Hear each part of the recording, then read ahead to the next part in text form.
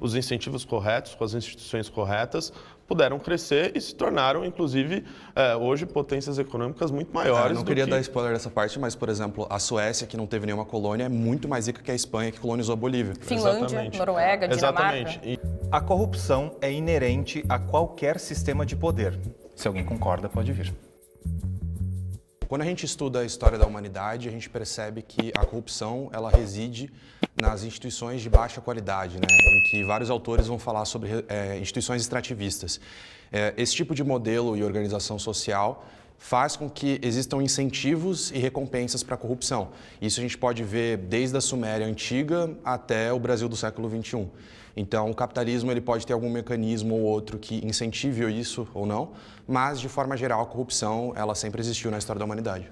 Existem alguns métodos, alguns meios, ferramentas desenvolvidas para reduzir que determinados problemas ou determinados abusos de poder aconteçam, como, por exemplo, a divisão dos 3 poderes, eleições em períodos periódicos e também através de transparência e menos burocracia dos sistemas, que é o que ocorre em um sistema de democracia liberal em um sistema capitalista, ao contrário de sistemas que são mais autoritários, com concentração de poder, que aumentam a burocracia e reduzem a transparência e também, através da não existência de eleições, diminuem e reduzem o poder da população pelo fato de que não há como barganhar e convencer as pessoas a respeito dos seus direitos. Simplesmente aquele poder que já está instalado impossibilita que as pessoas possam exigir e negociar os seus direitos com os poderosos. Acredito que numa democracia liberal, num país capitalista, você cria anticorpos para isso. Você pode ter instituições fortes, eleições livres, de oposição,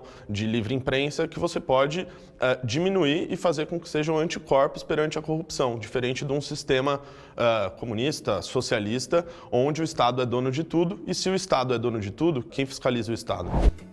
O capitalismo ele se baseia, ele tem como sua essência o roubo do trabalho alheio. Essa questão ela é fundamental, porque desde o ponto de vista da questão da formação do capitalismo, ele também aconteceu a partir da expropriação, da escravização de povos inteiros, né? Da expoliação de comunidades e de povos inteiros, desde a colonização, quando tem a base para a construção e a base material para a formação, que financia o capitalismo em nível mundial. Ele é um sistema que ele se baseia essencialmente numa relação de propriedade privada, onde a maioria da classe trabalhadora não tem nada, é obrigada a vender a sua força de trabalho para os donos dos meios de produção, que vão ficar com o excedente, né? Paga um salário, mas fica com toda a parte excedente que não retorna para o trabalhador na forma do pagamento do seu salário. Isso aí poderia não ser chamado de corrupção por alguns, porque é uma relação que ela é escamoteada pela questão do salário, né? Que engana, ou mesmo agora a ideia do empreendedor, parece que o trabalhador não tem patrão, e isso faz com que dê uma aparência de que as coisas são como elas devem ser.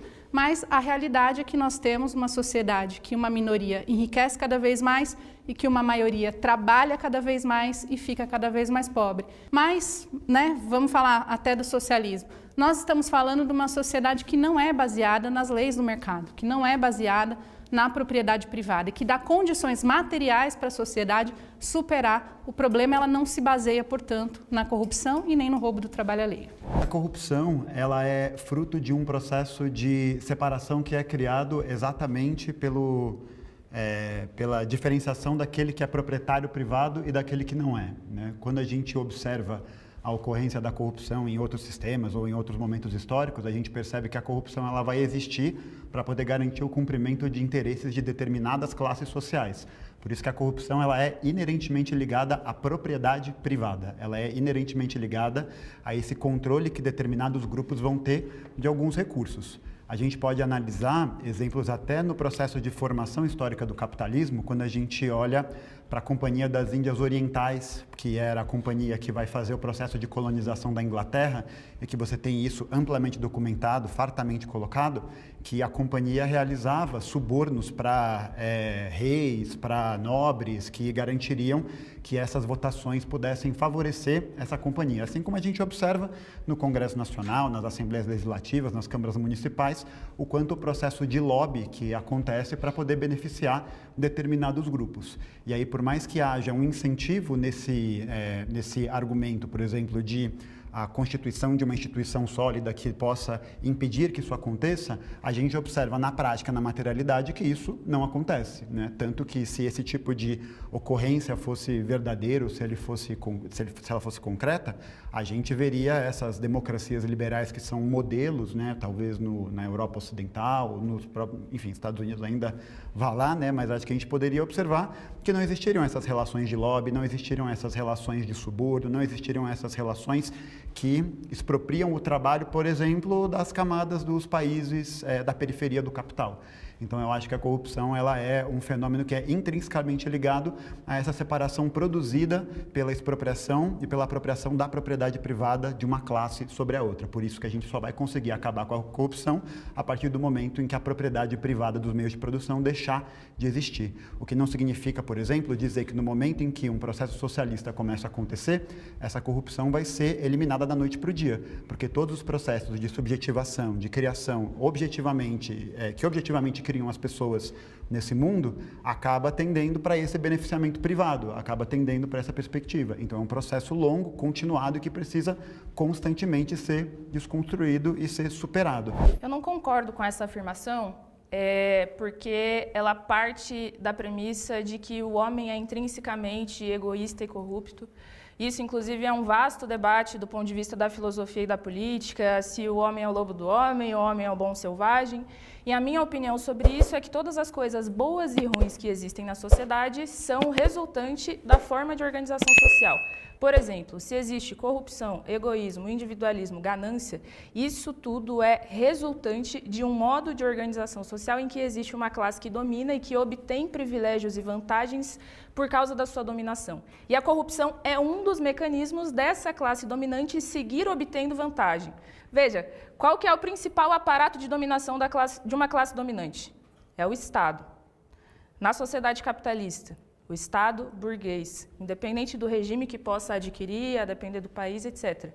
Marx já dizia que o Estado burguês é o balcão de negócios da burguesia. E quando ele fala isso, ele está querendo dizer que a burguesia utiliza esse aparato para obter vantagens, inclusive legalizar roubo e todo tipo de privilégios que pode obter através de leis, etc., para que continue dominando e siga no poder. O comunismo não é uma sociedade que tem uma classe dominante. O comunismo, em teoria, é uma sociedade sem classes, em que as classes foram abolidas. Outro debate que nós podemos fazer é sobre as experiências socialistas. E aí acho que é importante que seja dito que nas experiências socialistas ainda existe Estado. O Estado operário é uma outra classe que está à frente desse aparato, mas significa que ainda é possível que exista corrupção. É claro que nós defendemos mecanismos para evitar que, mesmo no Estado operário, se reproduza a corrupção.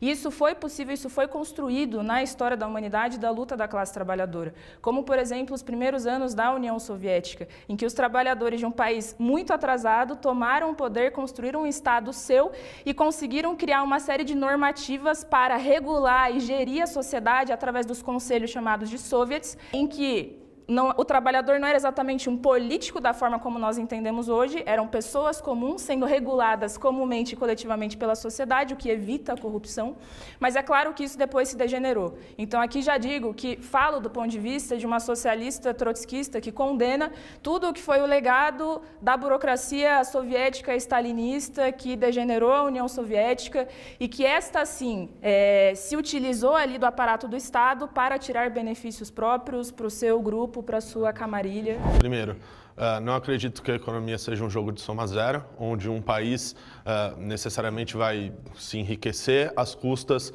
de outro país se empobrecer. É isso que diz a lógica econômica, e se a gente olhar dos últimos 50 anos, não precisamos nem ir muito atrás para isso, a gente vai ver que a pobreza diminuiu no mundo. A pobreza na China, por exemplo, que tinha 80% das pessoas em extrema pobreza, diminuiu após as reformas da abertura de mercado de Deng Xiaoping. E se a gente olhar até mesmo para o Brasil, nos últimos anos, graças ao Plano Real e a diversas medidas econômicas que foram tomadas, a pobreza extrema diminuiu no Brasil. Isso não significa que a pobreza diminuiu às custas de outro país ou que outro país voltou a ter determinada pobreza. O segundo ponto é que, se a gente for olhar as experiências socialistas, né, que a gente já teve, que passaram por revolução, a gente vê que a burocracia política acabou tomando conta do Estado. E essa burocracia política se tornou altamente corrupta, com casos muito conhecidos de nepotismo, de corrupção política endêmica. Então, isso mostra que o caminho para se chegar até o comunismo, do qual muitos de vocês acreditam que não ocorreu ou que não há uma experiência nesse sentido, é uma experiência que passa por uma vasta gama de corrupção, tal qual acontece também no sistema capitalista, e acho que os comunistas pontuam críticas ao capitalismo que são válidas em muitos sentidos, mas falta olhar para as experiências socialistas que vocês tiveram e mostrar que elas também foram altamente corruptas. Posso complementar dando mais um pouco de contexto histórico? Então, a gente pode pegar vários exemplos, né, porque a gente teve mais de 40 experiências socialistas em 4 continentes diferentes, e a gente vê que existe uma tendência da concentração de poder na mão de uma classe política, e isso reproduz a corrupção e reproduz o autoritarismo. A gente pode falar desde a África com o José dos Santos, por exemplo, que foi o ditador africano marxista. A gente pode falar do Nicolau Ceausescu, que nem muita gente conhece, que é da Romênia, que cometeu gravíssimos casos de corrupção, e a própria população matou ele nas revoluções de 89. E falando sobre a questão da União Soviética especificamente, a gente já vê a centralização de poder ainda no governo Lenin, quando em 1918 ele proíbe que socialistas revolucionários e os mencheviques participem dos sovietes.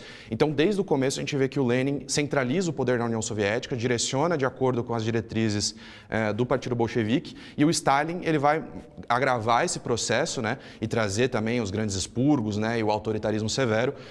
Então, no sentido de corrupção, a gente vê que eles se corrompem no poder, mas não é porque necessariamente o Lenin era ruim ou o Stalin era ruim, porque existe todo um aparato, uma estrutura institucional que favorece a corrupção, algo que não é visto nas democracias do Ocidente, que naturalmente tem vários problemas, mas a gente pode nivelar, né, os níveis de corrupção. Então, enquanto vários países onde tem essa concentração de poder, os níveis de corrupção são altíssimos, né, vários casos de nepotismo, concentração de renda, nesses países a gente vê, por exemplo, coeficiente de Gini menor, a gente vê mais participação dos cidadãos em políticas públicas, em plebiscitos. Então, eu vejo que o problema, eu acho que o capitalismo sim tem corrupção, eu vejo que o marxismo tentou mudar esse modelo, mas o erro fatal reside no problema de concentrar poder. Nesse sentido, eu acho que até os anarquistas têm uma perspectiva mais interessante, né, que é de descentralizar. O que a gente vê que os marxistas e os bolcheviques fizeram foi concentrar esse poder, o que propiciou a corrupção. Meu nome é Loconte, eu sou economista e analista político, tenho 25 anos. Na verdade, não é que eu escolhi o capitalismo, mas eu sou contra o socialismo. E dentre as medidas marxistas, eu prefiro ficar com uma postura pragmática, que vai visar a busca pelos resultados econômicos e sociais, em vez de ficar preso em dogmas específicos. Eu queria retomar um pouco a questão que o Renato colocou sobre esse tema de um país não enriquecer enquanto o outro empobrece, né? E foi exatamente isso que aconteceu com a história da América Latina. Então, o Eduardo Galeano, naquele livro, né, das Veias Abertas da América Latina, ele retoma uma anedota bem interessante que era bem conhecida na região que veio a se tornar a Bolívia, né? Fala, olha, com a prata que foi recolhida ali, que foi roubada ali, daria para construir uma ponte da América até a Europa. E com os ossos dos indígenas daria para construir outra ponte.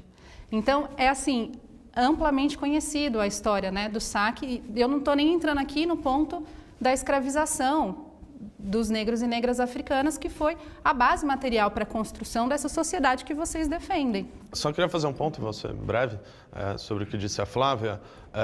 Primeiro, com a justificativa do colonialismo para justificar que a economia não é um jogo de soma zero, né? Se a gente olhar as experiências que a gente tem hoje, a gente vai ver diversos países que não foram países colonialistas e que, com os incentivos corretos, com as instituições corretas, puderam crescer e se tornaram, inclusive, hoje, potências econômicas muito maiores. Eu não queria dar spoiler dessa parte, mas, por exemplo, a Suécia, que não teve nenhuma colônia, é muito mais rica que a Espanha, que colonizou a Bolívia. Finlândia Exatamente. Noruega, Dinamarca. Exatamente. E se a gente olhar, nem precisei tão para trás, no meu primeiro argumento, eu mostrei que se a gente olhar no caso da China, que saiu de 80% de pobreza após a abertura econômica para 10%, 20%, se a gente olhar até mesmo para o nosso país, a gente vê que a pobreza diminuiu. Isso não foi em decorrência do Brasil ou da China estar colonizando outro país e fazer com que o outro país chegue à pobreza.